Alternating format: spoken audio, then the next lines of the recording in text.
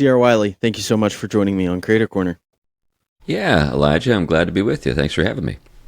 Yeah. So why don't we start off a bit with give people a bit of a background of you, who you are, where people can find you. Yeah, well, I'm a pastor. I've done a number of other things, though. I've been a contractor, building contractor. I've been a college professor. I have written a number of books. I'm a real estate investor. And I think for the purpose of our show, I'm a writer. I write fiction. I live in the greater Portland area, just across the river from Portland, Oregon. So I'm in Washington, but I'm in a town called Battleground, which is a fun place to live and a cool name for a town. Yeah, that's awesome. So you're most well known, I think, for your book In the House of Tom Bombadil, which I want to get to a bit. But you started this series of short stories on, I believe the text is on your Substack, right? Yeah, it's there and it's on the Canon app. The Canon app though is me reading the story, but the text itself, yeah, it's on my Substack. Yeah, so the first one is Reverend Ricky Day Off, and it's intended to be this series. So what is the series, going to be about, and what prompted you to start writing these fictional stories, like the first one about, this pastor's day off and all this different Yeah, fun stuff? yeah. Well, I've really loved the short story form or format for a long time, and it doesn't really have the, I guess, currency or it's not as popular as it once was, say back in the 20s, 30s, 40s, and so forth. But I've had an interest in short stories that have a kind of, I guess, Twilight Zone feel. I don't know if folks would know what I'm talking about when I say that. But maybe I've heard about another series that's, I believe, maybe on Netflix or some other streaming service called Black Mirror. Does that ring a bell? I've never seen it, but basically short stories that have a kind of, I guess, horror or sort of science fiction element to them. So those have always appealed to me. I've also liked detective fiction, short stories with, people like Father Brown or Sherlock Holmes. So I had thought about creating a character who would be a pastor who's situated in H.P. Lovecraft's world, universe. So if people are familiar with H.P. Lovecraft, they know that he's kind of one of the major figures in the genre horror, and he sometimes is considered kind of the father of modern horror. He was influenced by Edgar Allan Poe and Lord Dunsany, but he's been an influence on Neil Gaiman and Stephen King. So I've read, most of his short stories have been taken with that world that he created, and decided that I would have a little fun and put a pastor in that world. And so kind of the gist of the opening story, the first story, is that this is a more or less an origin story. This is, he's a pastor. He's in a really weird world, but he's a pastor, and in the course of that first story, he becomes what I would guess would be maybe a superhero of sorts. Mm-hmm. And so that's the nature of the story. Yeah, so what's the I guess hope for this series about this pastor? Is it like each book essentially, or each short story essentially, kind of has a different task to it, different subject to it? What's the exact hope for Yeah, this? yeah, that's right. So in the first story, Reverend Ricky, his name is the Reverend Richard Jehu Clay, and he was named for his grandfather, who was also a preacher. But he goes by Ricky, so he's Pastor Ricky to his people, or Reverend Ricky, and that's intended to be kind of lighthearted in the sense that he's not a terribly serious person, but by the end of the first story, he becomes a very serious person, and he does so because he has to get a demonic presence out of a woman's furnace in her home. And so it's a surprise. He doesn't realize that's what he's up against, but in the course of the story, that's what he discovers. He gets this phone call from this woman in his church, and she doesn't have any heat. And people might wonder, why would anybody call a pastor for something like that? Well, having been a pastor now for 40 years, I can tell you get calls for all sorts of strange stuff. So it's from my perspective, it's not strange at all. But anyway, so he gets over there and discovers that her furnace is possessed, and he has to get the demonic creature out of the furnace. And he discovers in the process that he's inherited some things from his grandfather that were really very helpful in the process. I don't want to give it all away, but he inherits a toolbox full of very strange tools from his grandfather. And he also inherits a very cool old-fashioned a Buick Electra from 1973, the 225. So he inherits these things. And in the stories that I'm hoping to write in the future, each of these things are going to be more and more, I guess, significant, because the reader will learn more and more about not only the grandfather, but also really the curious nature of these things. This toolbox, which has the head of a cherub on it, which is fun to think about, and then the car itself has a personality. He doesn't know that yet, but he's about to learn in the next story that his car is also kind of possessed. So, but by a good spirit. Yeah. Where did you get this idea for a furnace that is demon possessed? Like, how did that enter your brain?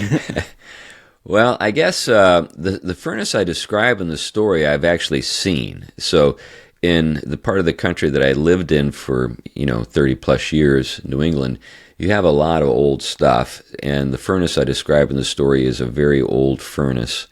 And as I thought about that furnace, it just struck me as something that I would like to sort of incorporate in the story at some time. I didn't know how I would do it. And the creative process isn't one where you sit down and you have it all figured out. A lot of the time, you're just kind of working with maybe just a start, kind of at the beginning of the story, and then you discover the story as you write it or tell it. And that's certainly what happened in this story. I had an idea for a pastor who was immature, but would grow wise and really formidable through some challenges that he faced.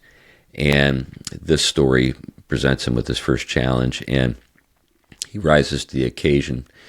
But in the process, lots of weird things happen, and that was kind of the fun thing, as I was telling the story, to kind of discover the fun things that would be, in the story. So the characters in the story are actually based on people I've known and were actually served as a pastor. So I changed the names to protect the innocent, as they say, but those are based on real people. Yeah. So obviously we don't want to give away everything about it, but how many short stories do you envision this series to be? Well, I don't know. I guess until I run out of ideas. I'm working on a couple of ideas right now, and I think in those, in these ideas, I'm either going to focus on the toolbox or the car, and bring out in each of the, in either case, kind of the unique character of these, because they are possessed, but they're possessed by good spirits. You're talking about the briefcase and the cars possessed, and then the furnace was possessed. Or is there the hope and that kind of, in a way, get into, like, in a sense, these like spiritual battles, or was that just something you were like, oh, that'd be fun to do, or like, what exactly is the purpose for, hey, this is possessed by this good spirit, this is possessed by this bad spirit? Yeah, it's very much a series of stories that will feature possession, and so you could say he's kind of like Buffy the Vampire Slayer in a way, or something like that.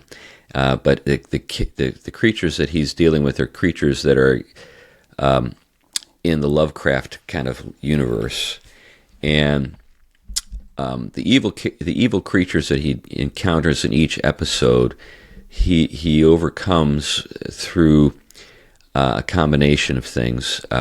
One being the things that his grandfather left to him.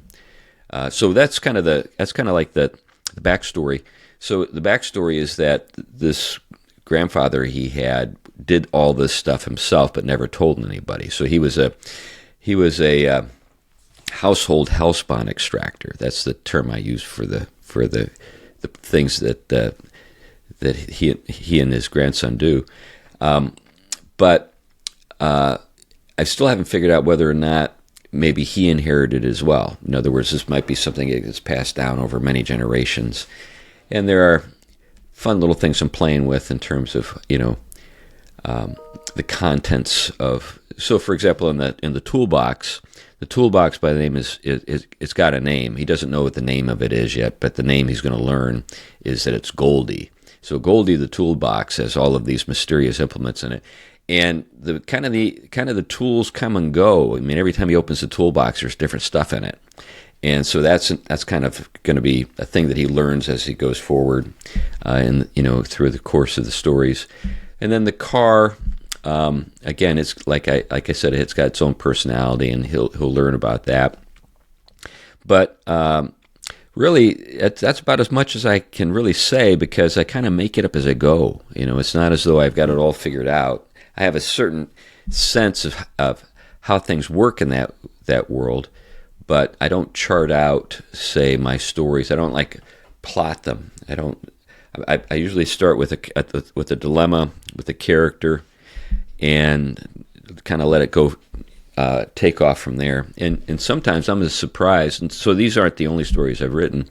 I've written a number of other stories, but sometimes I'm as surprised by the ending as the reader is. I just kind of come to this certain point in the process of telling the story or writing the story that I say, oh, this is how it's supposed to go. This is how it's supposed to end. And I didn't have that in mind at all.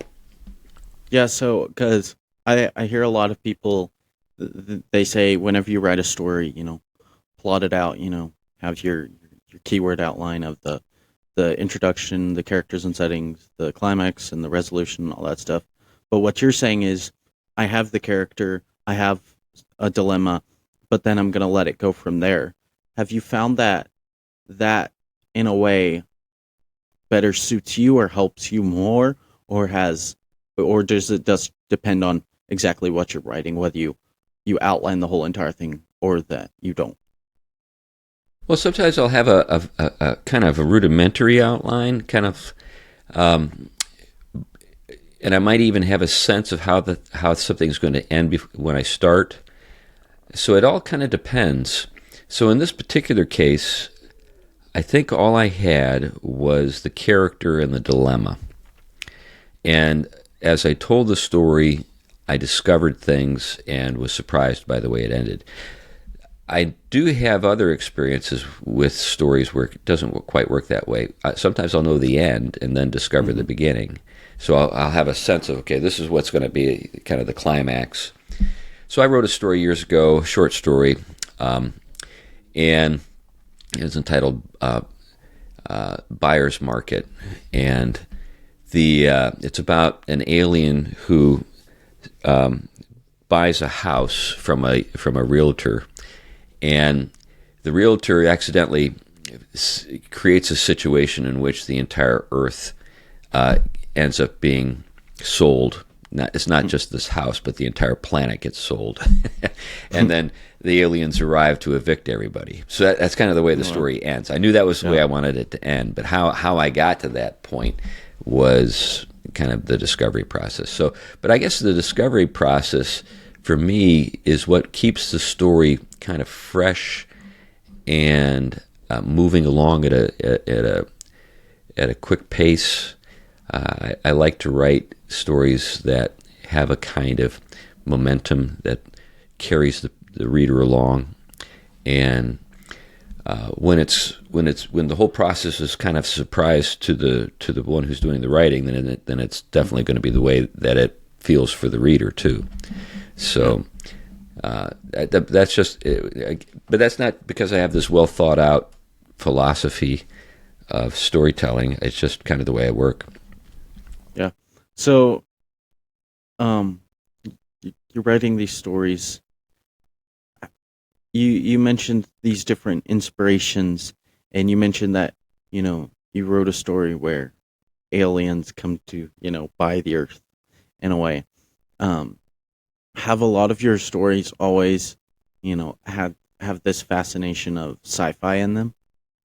Yeah, I think so. I enjoy science fiction and fantasy, and I just haven't felt enough, I guess, motivation to write a story that didn't incorporate those genres or weren't in those genres. I guess I'm kind of a kid at heart, and I like comic books and that kind of stuff. Yeah. Yeah. So, I want to get into a couple other things, but what would you say is, with like Reverend Ricky's Day Off, where you have the character in dilemma, from like starting to write it to okay, the story's done. How long would you say it usually takes you to write that kind of thing? Writing fiction is it can happen really fast, because once you get a sense of where the story is going, things can move along pretty quickly. So a story like that story, which wasn't terribly long, maybe I can't remember how many words, maybe 4,000 words at the most, 3,000, something like that. But I think that probably took me a couple of days to get the first draft. And then the refining process went on for a while, because I would set it down and then I'd pick it up and put it down again. I like to kind of get away from a story for a little bit so that I come back to it with fresh eyes. And when that happens, I can see some of the problems with the story a little better. If I'm still kind of wrapped up in the story and I'm a little too close to it, I tend to miss things. So, but in terms of the actual seat time and the writing process, that story probably took me, I don't know, maybe 25 hours, something like that, to write it. So the audiobook is on Canon Plus, which I listened to it. It was very good. I thoroughly enjoyed it. Okay, I'm glad. So, did you have these? Because I guess I'm curious, because the text is on your Substack, but then the audio version's on Canon. Did you go to Canon and say, "Hey, I have this story idea," or once you've already written it, you're like, "Oh, here's the story. Do you want like audio rights to it?" Or were they, before you even began, you were like, "I have this idea for these short stories. Do you want rights to it?" How did that work? Well, of course, it helps because they know me and I've written stuff for them before. So I wasn't starting from scratch with them. And they're generally looking for me to give them content. So I had a sense that they might have an interest in this story. Now, this particular story, the first version of it came out like a decade ago, but it was in a very obscure magazine. The Mythopoeia Society publishes an annual collection of stories called Mythic Circle. And that story was an earlier version of that story was in that magazine. I was never entirely happy with how that story was written, so I was looking for a chance to update it, kind of freshen it up a bit. So I just sent a note over to Canon and said, "Hey, I've got this story. Would you guys be interested in this?" And as we got to talking about it, they liked it, and once the story was recorded, and that was the way, I sold it. I said, why don't we just go ahead and do these as audios, sort of audio features. And then at some point in the future, when we have enough of them, maybe we can do a book, have a collection of short stories. And they were open to that. And then it's been received pretty well. It's been listened to quite a bit. And I'm pleased at the response. People have enjoyed it people who didn't like it didn't tell me. So Yeah. maybe not everybody likes it, but that's how that went. And so my hope is that, maybe I can add a story every 6 months or so, and over the course of maybe 2 or 3 years, have enough stories collected in the series that we can, do a physical book. We'll see how it goes. Yeah. So one of your most famous books is In the House of Tom Bombadil, and my family is rewatching through the extended versions of the Lord of the Rings movies. It's usually our New Year's over New Year's. We do that, um, and so um, you you write a book about Tom Bombadil, so you have to be a pretty big fan of Tom Bombadil. I am, Um, yeah. so what do you think about? Obviously, we're all heartbroken that the movies left out Tom Bombadil. Um, but w- what are your thoughts on the Lord of the Rings movies? And then we'll kind of get into why exactly you wrote In the House of Tom Bombadil. Yeah, well, I'm not a big fan of the movies, to be honest. Hmm. I love the books, and that was how I came to know Tolkien, was through the books. I was as eager as anybody to see it turned in, to some films, um, but there were certain things about the first film that annoyed me and kind of turned me off. I think there are certain aspects to the filmmaking craft that are really marvelously employed there with the stories. I mean, it's pretty clear that a lot of folks love the films, and I don't hold that against anybody. And I'm glad that maybe people have actually been introduced to the books and decided to read them because they saw the films. So I'm glad for that. But in terms of the films, for me, because I had some pretty well developed thoughts about what the characters were like and how they spoke and what they looked like and so forth. Before I saw the films, when I see the films, I'm thinking, no, that's not the way it would look, or that's not the way, just based on my own sort of, mental image of things.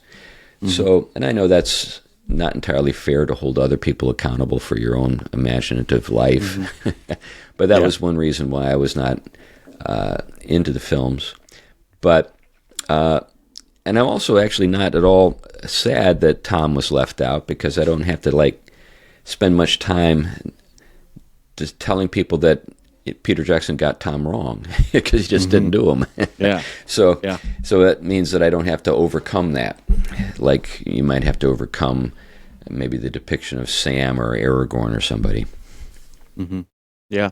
So what prompted you to write In the House of Tom Bombadil? Well, as you noted, I was fascinated with the character, and I thought there's a lot more going on with him. I think many people just think of Tom as a kind of a detour or an unnecessary sort of waste of time. But I actually think that Tom provides a kind of foil that allows Tolkien to explore a way of living and thinking that he actually delights in and uses as a kind of contrast with what's going on in the story. Yeah.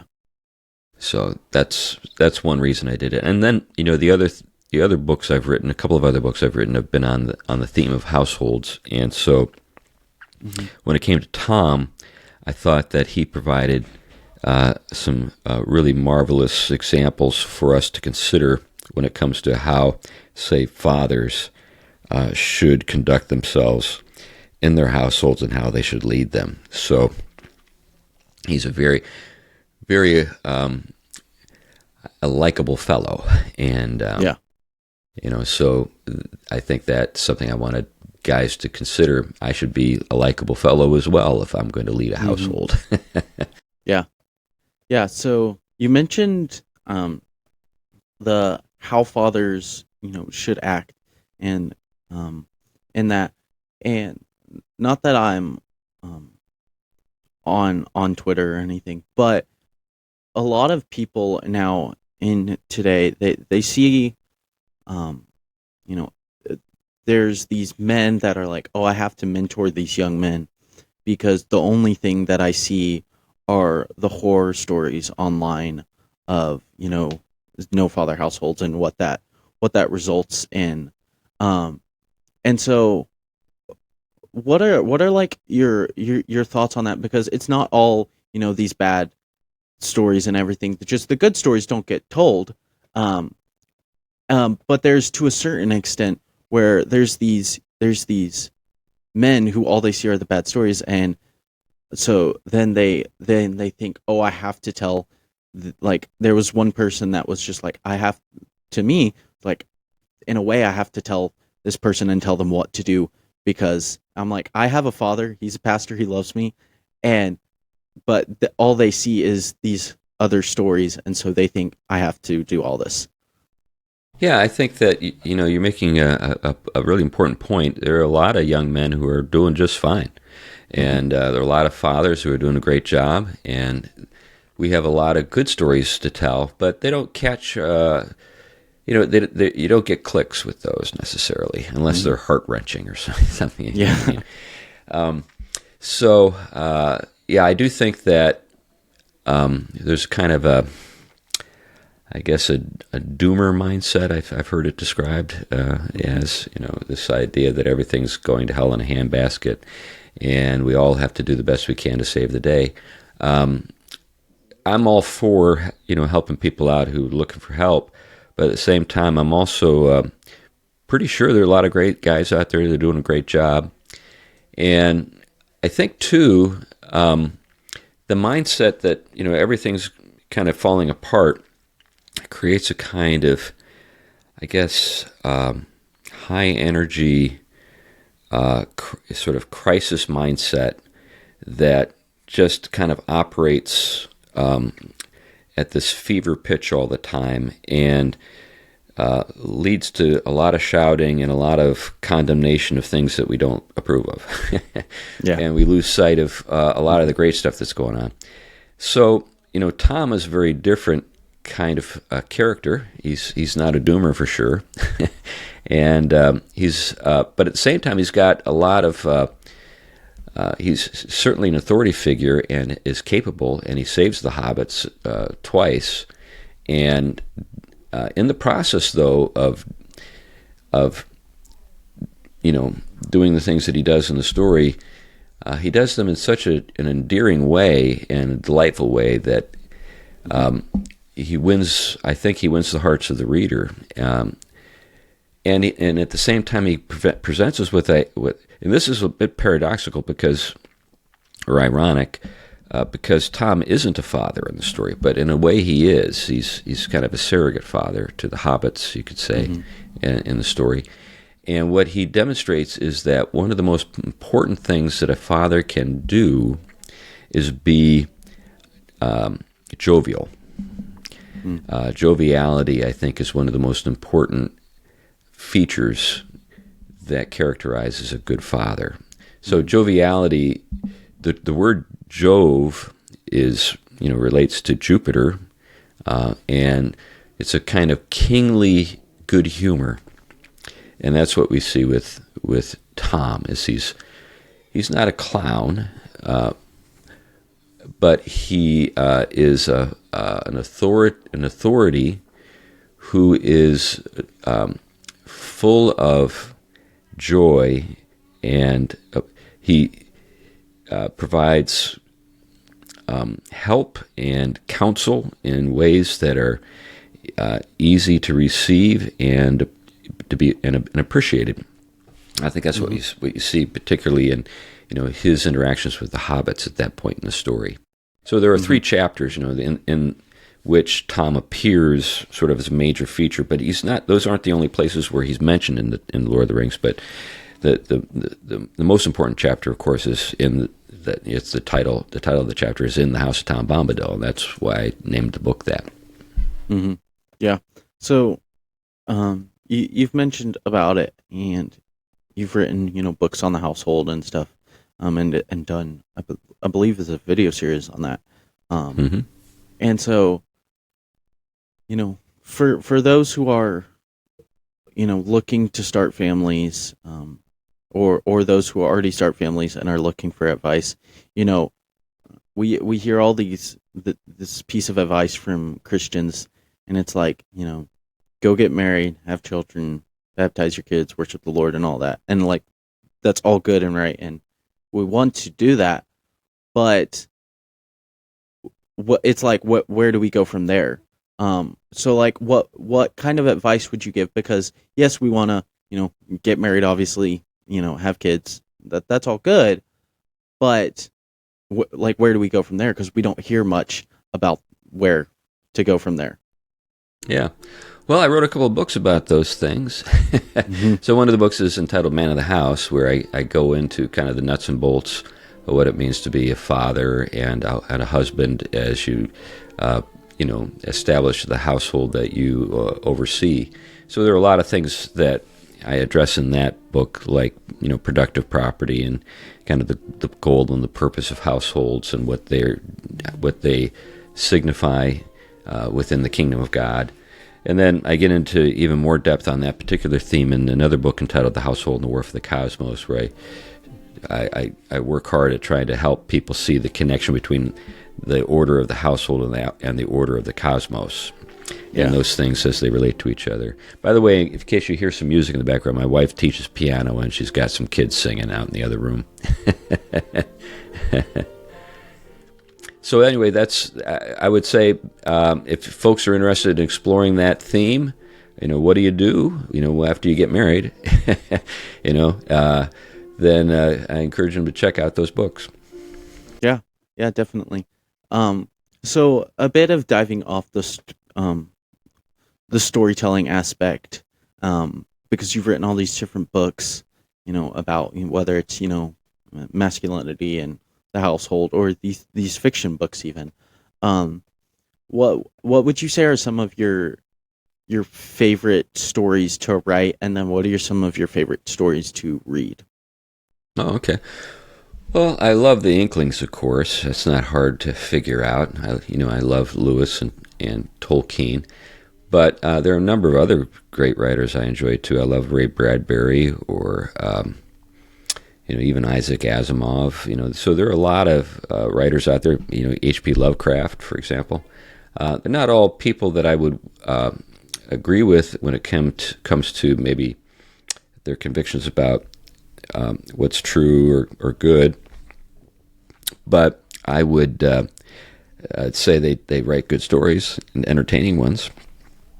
Um, but when it comes to the stories I write, I think you know the Reverend Ricky story is a pretty good, I think, example of the kind of thing I enjoy doing. Hmm. I do have a longer, format that I do write in, and I write novels, and got the second book in my young adult series that's just about done. I hope to have that out someday. But the first book in that series is entitled The Purloined Boy, and it kind of, the stuff in that, along those lines is what I enjoy doing. Yeah. So, as you're a pastor, and then you're a writer. What would you say are maybe some, you know, in a way, balancing things, where it's like, um, you know, writing doesn't seem to be this, a simple small task. Um, and then some of the, like, so I guess, couple questions. Um, how do you balance all of that, where, I'm going to write, but then I also have to act as a pastor here. Um, and then are some of your books, like, for instance, The Household and the War for the Cosmos, and The Man of the House, are those inspired by, questions and concerns? Because you said in Reverend Ricky's Day Off, some of those people are people you've met. So are those books maybe inspired by things you've had to deal with as a pastor. Hmm. Yeah, for sure. I mean, particularly the nonfiction, that's easy to make the connections. When it comes to how to balance all that stuff out, I guess maybe what you're getting at is, how do you spend time doing this and then doing the other thing as well, and that kind of stuff. I think a lot of it has to, kind of comes down to how you organize just your work on a daily basis. So in my case, mornings are for writing, and I'm writing at any given time, anything from like editorials for World Magazine to articles for Touchstone Magazine to the books I'm working on, and I'm working on way more things than I should be at any given time. I've got literally half a dozen writing projects I'm working on right now, and I always feel guilty that I'm not getting things done as quick as I think I should. When it comes to the pastoral work, because I've been doing this as long as I have, I've been in the pastoral ministry, going on 40 years. I've gotten pretty good at kind of figuring out kind of where to spend my time.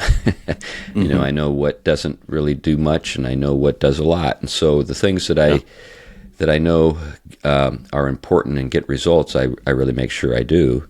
And then the other things, maybe I can't get to everything I'd like to do, but I know that there are some things I just have to do because they're really, really important. So I focus on those. But I'm like anybody, I wish I could do everything, but I can't, and some things don't get as done as quickly or as well as I'd like. But I've been blessed to have pastored churches that have all grown, and when things are going well in a church, people give you a lot of room, and and I've got great leaders and great staff, and they all do a lot of work that makes my work a lot easier. Mm-hmm. Yeah. So I want to touch on a couple more things. For maybe aspiring writers, what would be a big piece of advice that you would give them? So yeah, we'll start with that question, and then I've got a second one to jump off of that. So are we thinking about fiction or nonfiction, or both? I guess we can go both. Okay, because they're very different. Fiction is much more difficult. That might surprise people. People might think it's the other way around. But fiction is more difficult because it's a craft, and it takes a lot of work to be good at it. But there's also a very, I guess, limited market for it.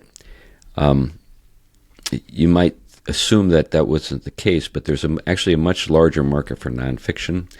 And nonfiction, if you want to get into that world, my advice is you find out what magazines or book publishers are actually wanting to publish, and you give them what they want. And that's how you start. And then when you get enough of a reputation that you can make a case for writing what you want to write, then they're going to listen to you. But if you start off with something that's maybe a personal passion project, maybe you'll find somebody that's interested in publishing it, maybe not. But if you, say, go to a magazine or have a connection to a magazine for some reason, and you just know that they need some copy, that's a term for, written material, and they are wanting something written on a particular subject, if you have the time and inclination to do that for them, and you give them something that's publishable, then they're going to be glad to have it, and they're probably going to give you more opportunities to write. So then and then after that, through that process, you build up your portfolio of work, and you don't have to prove that you can write. You've already demonstrated you can. And then there comes a point where you're ready to propose something and say, I'd like to do this or do that. So that's how I would suggest other people start, because that's the way I started. That's how it worked for me. Yeah. And so you said there's a bigger market for nonfiction books. Why exactly do you think that is? Well, I think a lot of it just has to do with the fact that most people aren't reading for entertainment. Most people are reading for information. So let's say somebody wants to start a business, and he or she is just not sure where to start. Well, they're ready to learn. They want to read something that helps them to do what they want to do, and that can be true for just tons of things, hundreds of things. So there's always an appetite for fresh material that helps people do what they already want to do, and that can be home improvement, starting a business, whatever. So, or there's just an interest in current events. What's going on in the news. What's an interesting take on what's happened in the past week, that kind of thing. So, and because news is always new, there's a need for just ongoing supply of fresh material. When it comes to stories, the thing with stories is you have to deal with the fact that there are all these great stories that already exist, and people can go back and read them. And in every generation, you got a new group of people who can be introduced to The Lord of the Rings or The Hobbit or whatever. And so consequently, when you're writing fiction, you're not just competing with other writers who live at the moment. You're competing with people who have been writing for hundreds of years. And it just when you're competing with Dostoevsky or C.S. Lewis, I mean, it's pretty tough. Yeah. They're pretty great writers. So their fiction is going to be very appealing to everybody. And so how do you break in? That's the challenge. And so, and then, along that line, it's very hit or miss. Some people produce stories that just take off, obviously, like J.K. Rowling, but the vast majority of people who write fiction are sadly not successful. And so there are just lots and lots of people who have tried and not really been able to succeed in when it comes to writing fiction. So those are the two kind of the two things to keep in mind. I think if you're going to be a writer, you should maybe start with nonfiction just so you get some stuff in print, and then maybe have a fiction project that you're pursuing you're working on the side, and then hopefully you can get an opportunity to get it published. Yeah.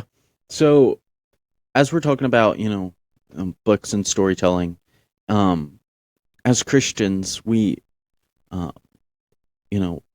there's two ditches on either side of the road where, we know that in a way, you can't escape the truth of the gospel, because, it's the true story. And so there's these Christians that say, well, if that's true, then I don't have to worry about what's in my story, and I'm just going to write whatever. And then there's these other Christians where it's like, I have to, write, about a story about like Jesus or David or like all these different things, and make these different depictions of things. What would you say for kind of both of those sides? Because we don't want to go into the ditch of, Jesus is in control of everything, therefore we're not going to worry about anything. But we also don't want to get into the ditch of making Jesus a shampoo model or whatever. So what would you say about that? Well, you've laid it out pretty well. I think in my own case, I write stories that are amuse me and are fun to write. So those are the things that are on my mind when I'm writing. But because I'm a Christian and a pastor, and think about spiritual reality all the time, I can't help but write stories where that's the case, where there are these themes that are in the stories. I don't try to write Pilgrim's Progress again. I mean, we've already got a great, story called Pilgrim's Progress. We don't need another one.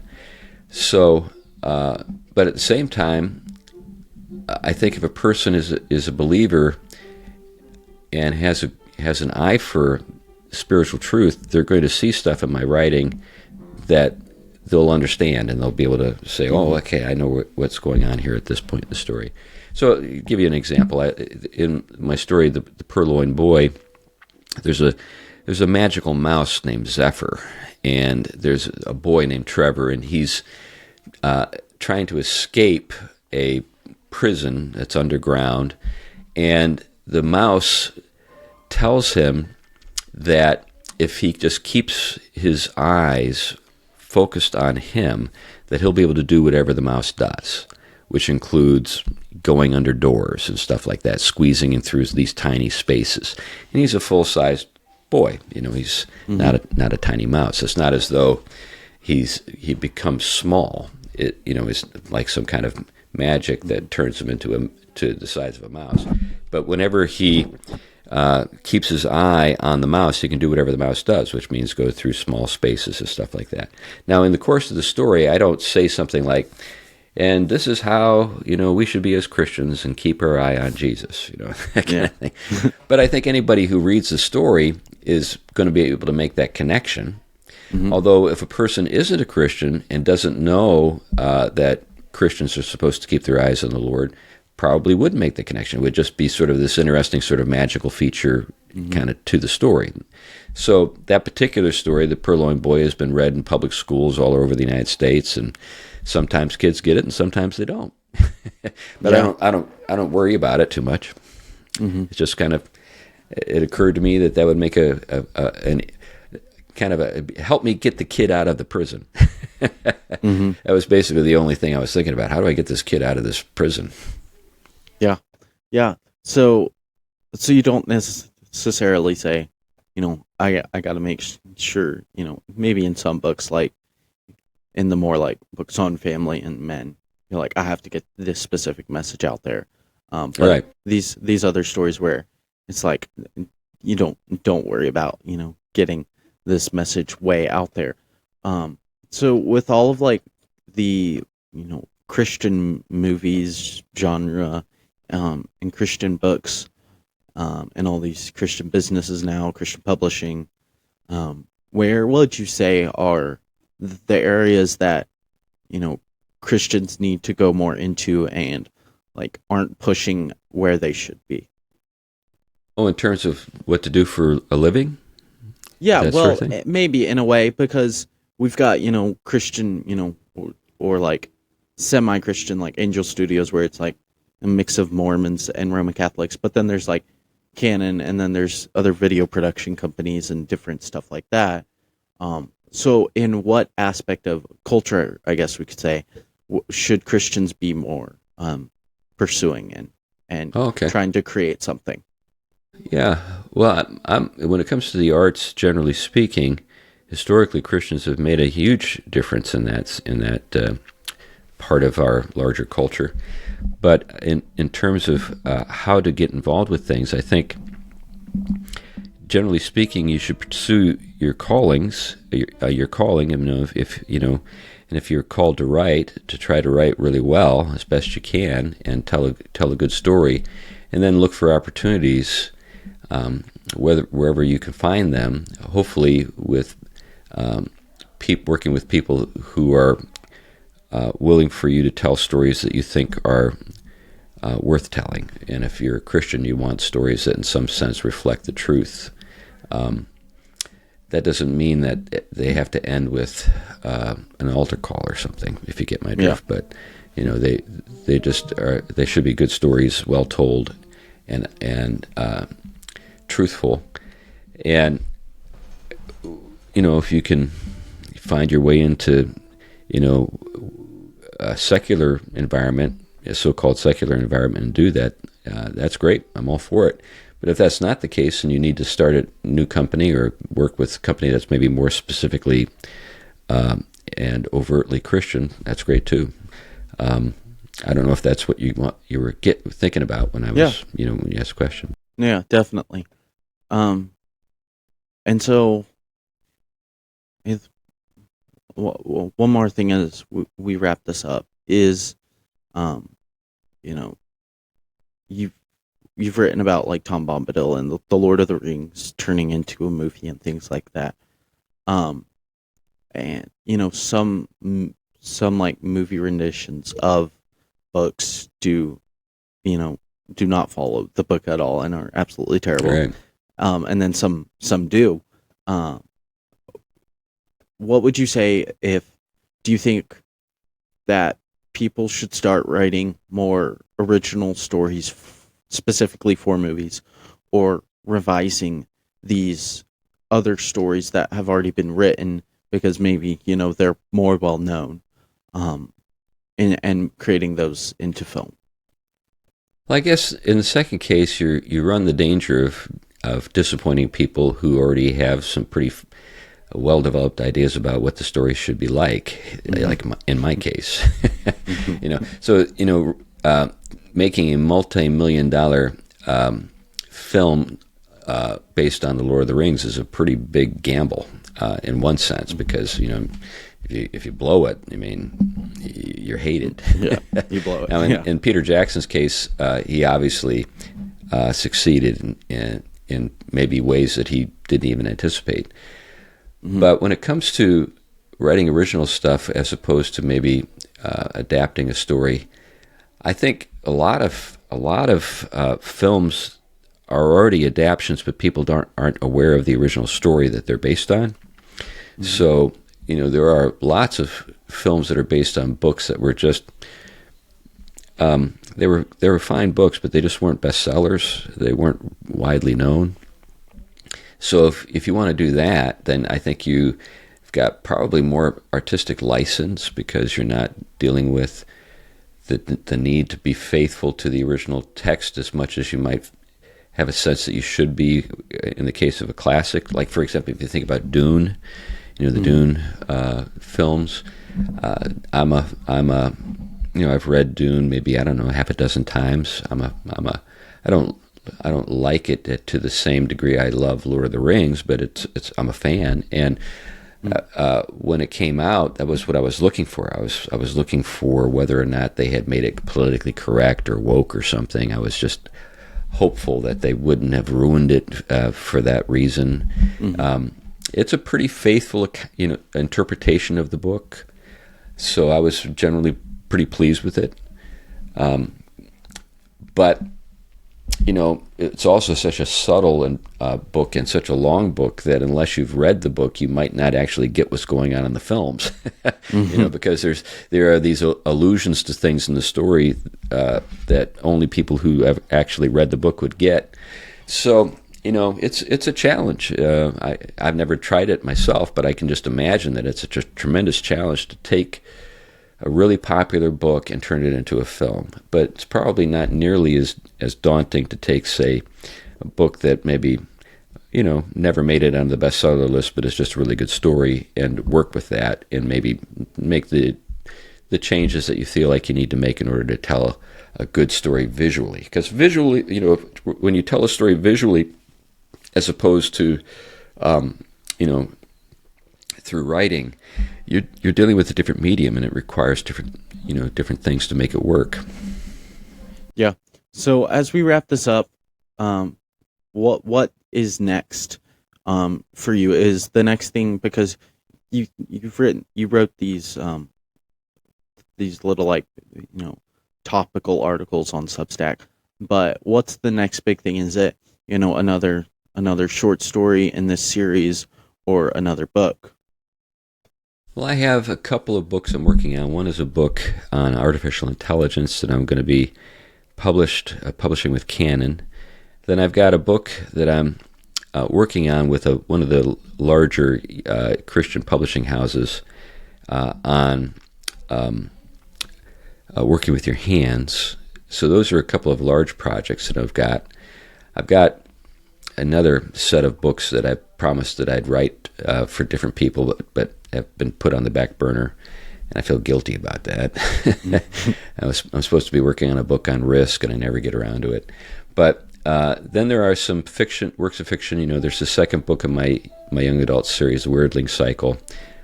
That's pretty close to being done. And then I'm working on a picture book, children's picture book called Daisy, and that is something I chip away at, because the story is written, but the illustrations are not finished, and I've been doing all the illustrations myself. So those are four books I'm working on right now, and probably the one that'll be finished first is the one on artificial intelligence, because it's due by the end of June. So I better get it done. Mm-hmm. Yeah. So where can people find out more about you and your work and follow along? Well, I'm on social media. I'm on Facebook and on Twitter, like everybody, or X, as they say now. And then I've got the Substack that you noted. I've got to get something up today. I try to publish on Substack a couple times a week, and so I basically just am publishing little snippets of stuff I'm working on for my books. So if people want to get a sense of what I'm up to and what I'm working on, that's a good way to do it. You can subscribe on Substack for free, or if you want to pay to get full access to everything, you can do that too. That's always appreciated. And then I am the co-host of the Theology Podcast, which is a fairly popular podcast, or podcast with maybe 10 to 15,000 listeners around the world. And if you want to, we put out something every week, and if you want to follow that, that's a good way to kind of keep up with me. Awesome. Well, yeah, all those links will be in the description. Thank you so Great. much for joining me on this episode of Creator Corner. Yeah, Elijah, thanks for having me on.